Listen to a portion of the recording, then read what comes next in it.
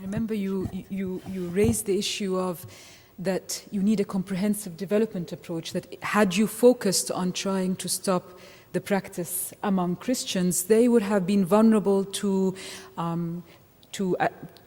questioning, to slurs from their Muslim neighbors. The mothers would have been told, why don't you want your daughter to be circumcised? Don't you want her to be raised up as a proper girl? And so your comprehensive approach meant that that in order for the empowerment of Christians to happen in this village, there also had to be an empowerment of the Muslims there.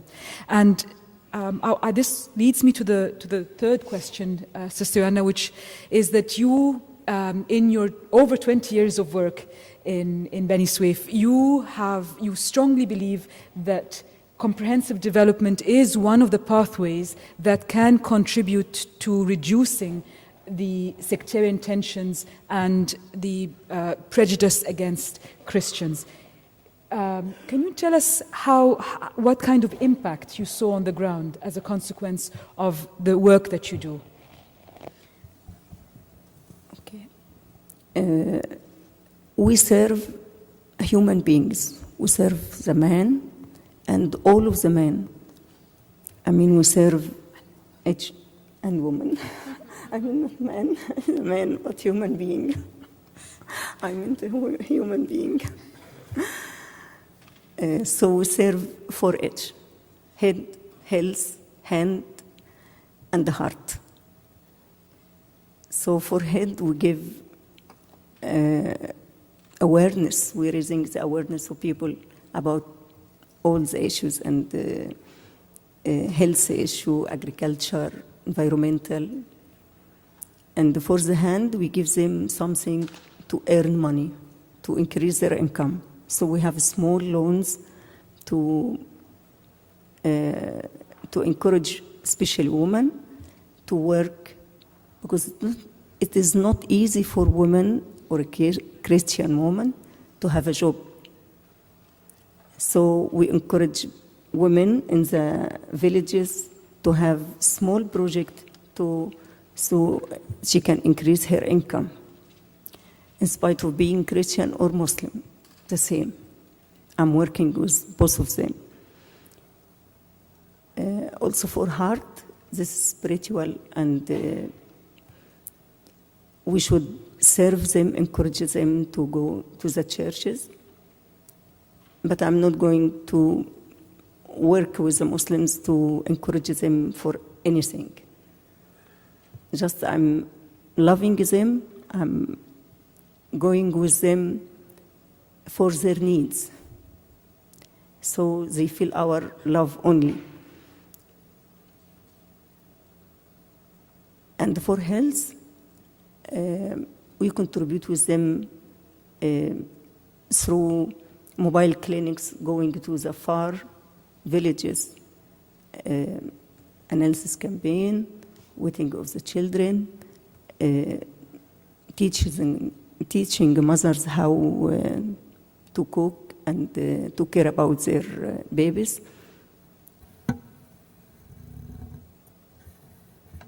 And to be in a healthy environment, clean environment. So all this as a package. For FGM, it is a very sensitive issue just to go and talk about it. But when we go to the houses, we discuss with them their needs, and when we give them their needs, they trust us, so we can discuss. We can discuss with them what they are going to do. We don't impose any ideas for them.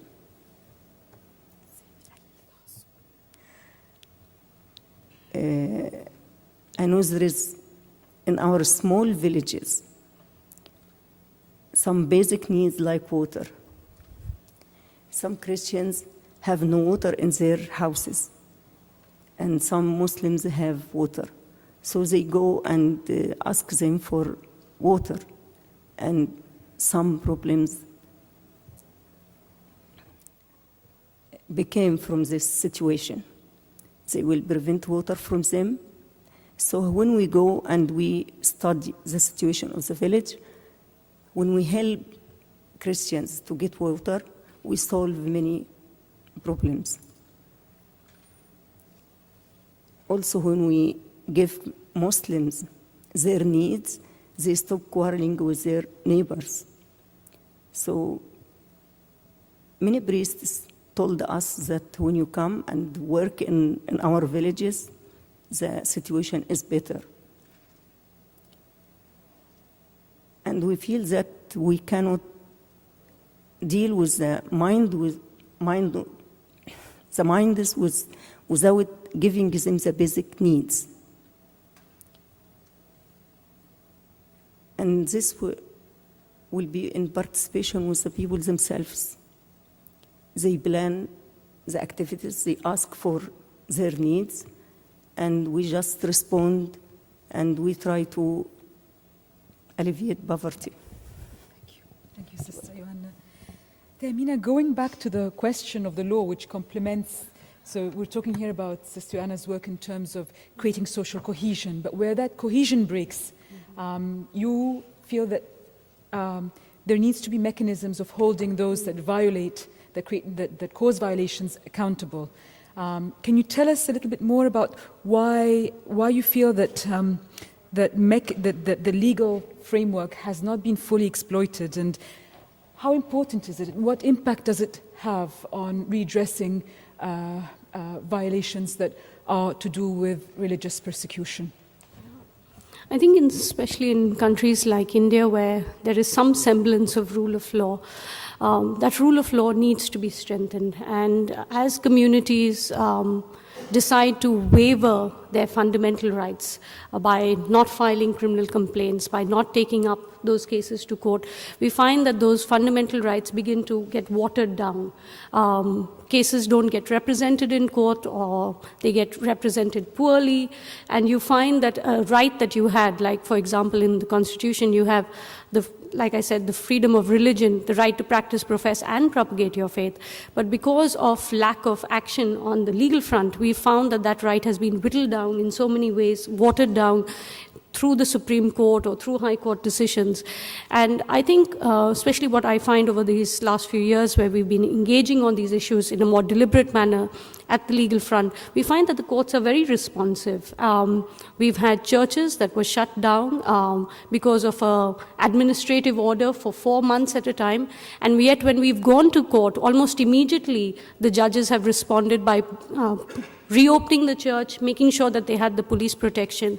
Or when I think of Sister Ludhia Digal, who in Orissa saw her husband hacked to death in front of her eyes, she watched that, and to testify about that, and to make sure that not all, but a few of those culprits went to jail. I mean, it sends such a powerful signal. And I think partly because of the testimonies of Sister Ludhia and others who have testified against these terrible acts of violence, we will see a reduction in the acts of violence, because as we speak, as we voice out about violations that have taken place against us, we also defend the rights of others, because the rule of law is being strengthened. And once rule of law is strengthened, it ensures that fundamental rights of all people get protected. So I speak not only for myself, but all the others who want to engage in freedom of religion or belief, or want to exercise that right. So I think it's extremely important. And I think, at least in India, we begin to see the church recognizing that and using that increasingly as a way to respond to religious persecution. And Pascal, you have been also engaging in the law to redress injustices, to change the actual laws, but also you have chosen to do this while staying in Baghdad. So your children are you sent your children to France because there were attempted attacks on them and their lives were at risk.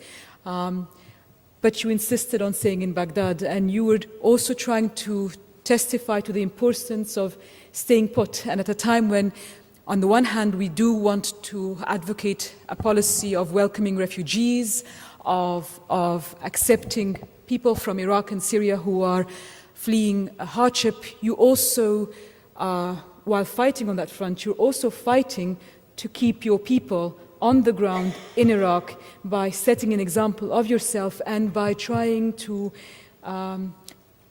create an enabling environment or to challenge the disabling environment aspects in order for them to stay.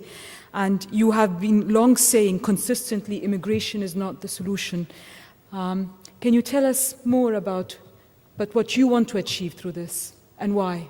Yes, I think it's clear that our duty of humanitarian relief for displaced people who are thousands of families, not only Christian, others, but not least than 100,050 families are outside their houses. So we are obliged to provide them everything for their life because they were completely without anything, especially people of Mosul.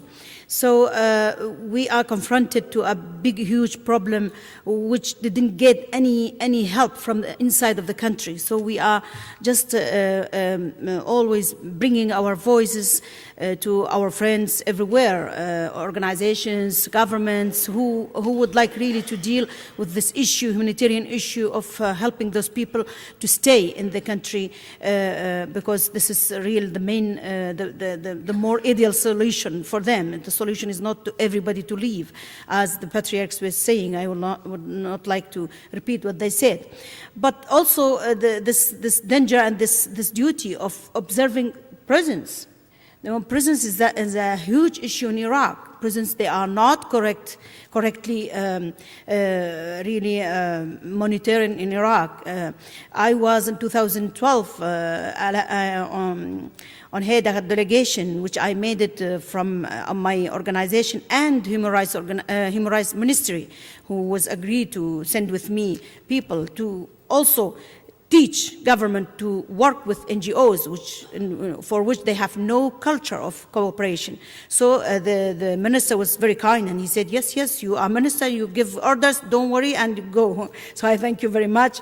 And I took people from that ministry, and we were to that women prison in Baghdad. Horrible. I released a very dangerous report about this. It was not very welcomed by Justice Ministry, but I was just armed in my informations to say, please just come and see the original, what I have to tell you. So it was just resolved that, please, there are more things than what she said. She didn't say everything, just it's right. So this put us in a continual insecurity, all the action for humanitarian, for prison, for human rights monitoring. We are, interfering in things are happening.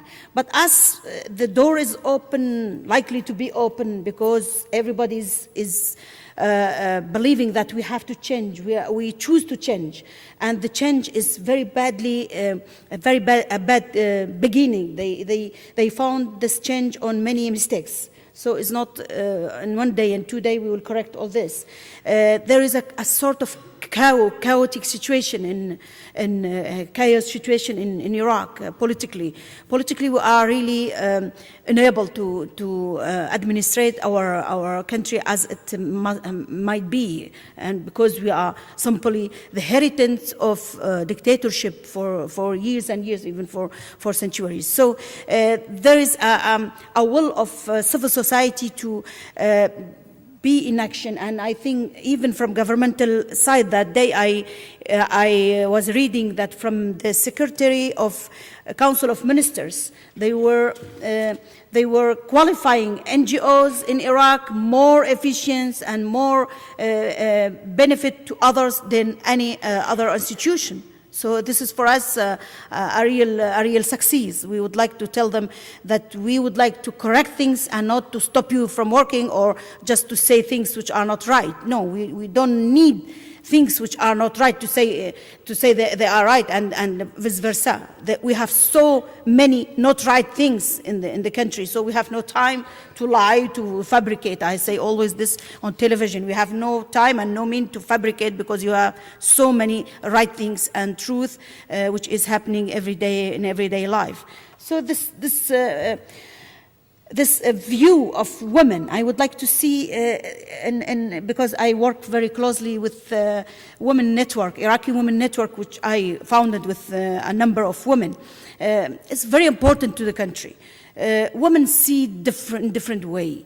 We likes or we don't likes. Women have something from her feminine side, and from her maternal side, she see that she have to do something different. I was hearing the chief of Shura Council some days ago, and she was saying exactly this.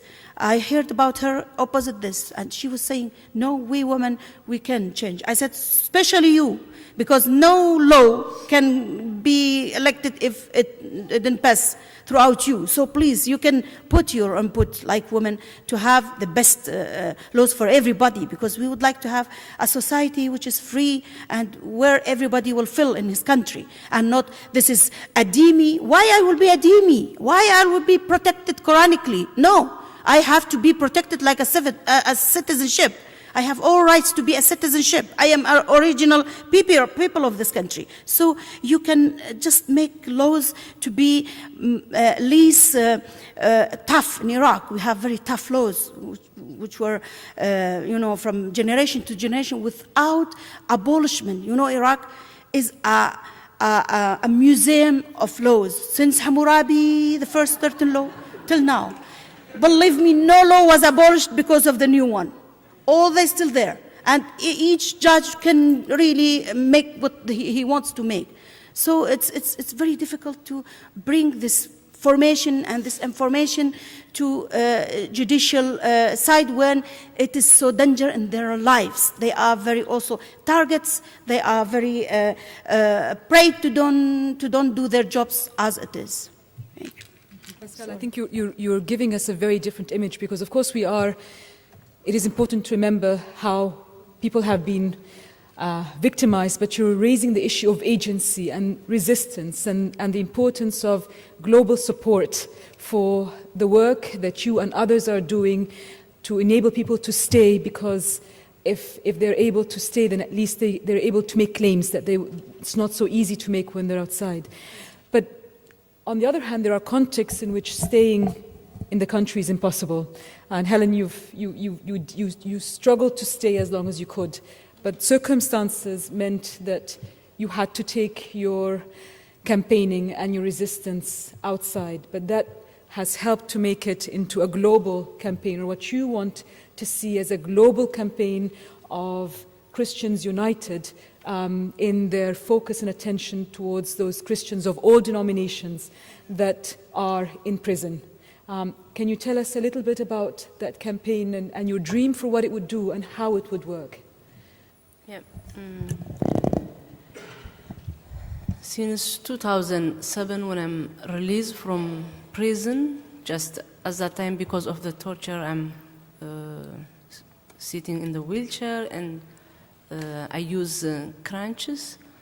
So I start traveling in different countries, because I'm free, but back home, most of those pastors, they are still in prison. So just I start to be voice for those voiceless. They have no voice. So I'm the one, because I saw how it is hard persecution in Eritrea. So I start working in different countries, so people, they don't want to hear about persecution. Some people, they told me, where is Eritrea? So I start to use PowerPoint to show them Eritrea located in East Africa. So people, they are still in prison. Now our pastors, they stay in this kind of hell for 11 and a half years. So that's why just I'm speak out. So I engage people for persecution to speak about that, because they are our family. So also it is biblical. If we read in Proverbs 31:8, speak up for those can't speak for themselves. 1 Corinthians 12:26. Also, if one body suffer, the whole body suffer. In Hebrews 13:3 also, Paul says, remember those people in prison as you are yourself there. So it is biblical. What kind of religion doesn't matter, but we need unity to work together. Even though it is Catholic or Orthodox, Lutheran, Evangelical Church, or Full Gospel Church, you can add many names, but we need unity to work together, and we can be victorious. So just I need people to engage with persecution, to be voice for those voiceless, because they have no voice. So we are the one speak about that. So today I'm very happy. We are together from different kind of organizations and religion. So I'm thankful because everybody's around me when I released from prison. People, they came to visit me, like CSW, Mervyn or Kataza. They came to my house, just they say, we are with you. Just they pray with me and open doors. Ari also, he's always, if I'm mentioning open doors, so how is Ari? Because I feel like family. So we are family of Christ. We have one God, so we must be united. Doesn't matter if Orthodox get something problem, we must stand, speak about that, because we have one Father. So we must be united. That's why I'm speaking about those Christians, Orthodox. They are different kind of pastors. They are in prison. But I mention about all of them because they are my family. Because if one body is suffer, also I'm suffer with them. So we must be united. We must keep our churches. Don't let other power to influence us. So I'm calling just for unity to work together, and we are victorious. Thank you so much. I appreciate it. And I want to pick up on your struggle, because one way in which you campaign is to call upon solidarity in the struggle to not forget those that are left in prison. But you've also used your voice in a different way in order to give hope those that are still in prison through your gospel singing. And a song came to you while you were at the utmost points of suffering in prison. You actually compiled a song. You made up a song there and then. Can you sing to us? Okay. Thank you.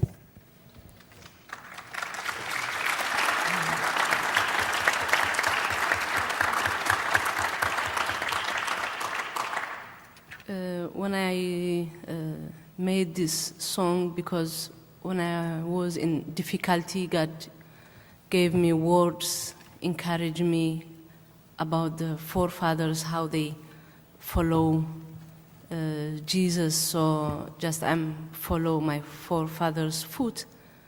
So it's come from the word of God about Abraham, when when they torture him, about Shadrach, Meshach, Abednego, they throw them on the fire, but they don't accept the statue. So we have good example in the Bible. So God gave me song, so I will sing for you.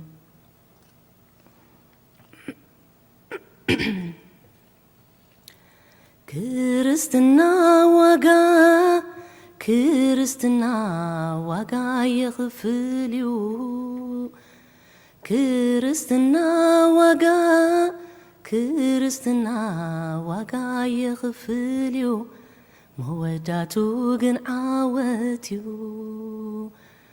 ኣኽፊልዎም ኣቦታተይ ከም ኣብራም ዝበሉ ሳልስቲ ተጓዒዙ ንሓደ ውላድ ክስውእ ኢሉ ካብ ፍልስጤም ጉዕዞ ናብ ምድሪ ሞርያ ዋጋ ናይ ኣብራም ኣባ ተመስኪራ ካብ ፍልስጤም ጉዕዞ ናብ ምድሪ ሞርያ ዋጋ ናይ ኣብራም ኣባ ተመስኪራ ኣብ ቀዳማይ ጉዕዞ ምጥዓስ ዘይብሉ ኣብ ካልኣይ ጉዕዞ ምጥዓስ ዘይብሉ ኣብ ሳልሳይ ጉዕዞ ምጥዓስ ዘይብሉ ኣቤት ዕላማ መስተንክር እዩ ነይሩ ናይ ምርያ ጉዕዞ መገረም እዩ ነይሩ ኣለዉ እሙናት ኣለውዎ ኣለዉ ኣብ ቃሉ ዘይጠልምዎ ኣለዉ ዮም ሰብ ሕድሪ ኣለውዎ ኣለዉ ኣብ ቃሉ ዝእመንዎ ናይ ኣብራም ኣምላኽ ኣምላኽ እዩ ኣብ ቃሉ ዝነብር ኣምላኽ እዩ ናይ ኣብራም ኣምላኽ ኣምላኽ እዩ ኣብ ቃሉ ዝነብር ኣምላኽ እዩ ድርጎናይ ነገስታት ዘይዓጦም እሙናት ከይረኽሱ ሓሊኖም እዮም ብብልዒ ነገስታት በሊጾም ተራእዮም ካብ ኩሎም መንእሰያት ምቋም ኪሎም እዮም ኣብ ቅድሚ ነገስታት በሊጾም ተራእዮም ካብ ኩሎም መንእሰያት ምቋም ኪሎም እዮም ኣብ ቅድሚ ነገስታት ናይ ዳንኤል ኣምላኽ ኣምላኽ እዩ ኣብ ቃሉ ዝነብር ኣምላኽ እዩ ናይ ዳንኤል ኣምላኽ ኣምላኽ እዩ ኣብ ቃሉ ዝነብር ኣምላኽ እዩ ክርስትና ዋጋ ክርስትና ዋጋ የኽፍል እዩ ክርስትና ዋጋ ክርስትና ዋጋ የኽፍል እዩ መወዳቱ ግን ዓወት እዩ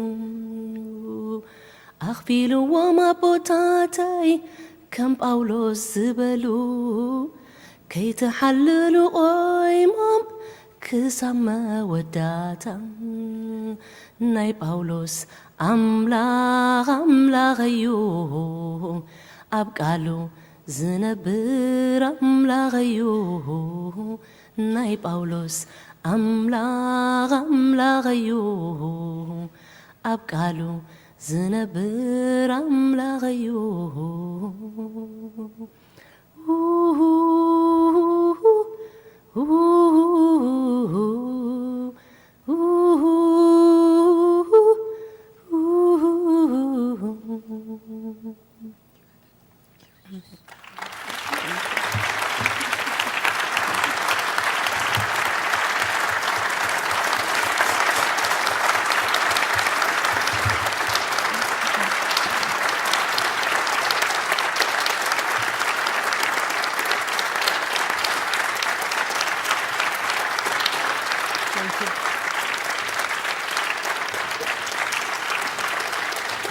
Thank you.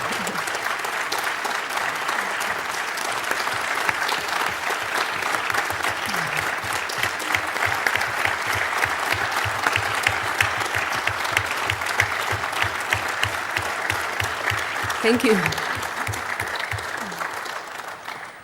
So I'm afraid we don't have time for Q&A, but we are going to stop here. Come and speak to Helen and Pascal and Sister Joanna and Tehmina over the coffee break. And thank you for being with us in this session.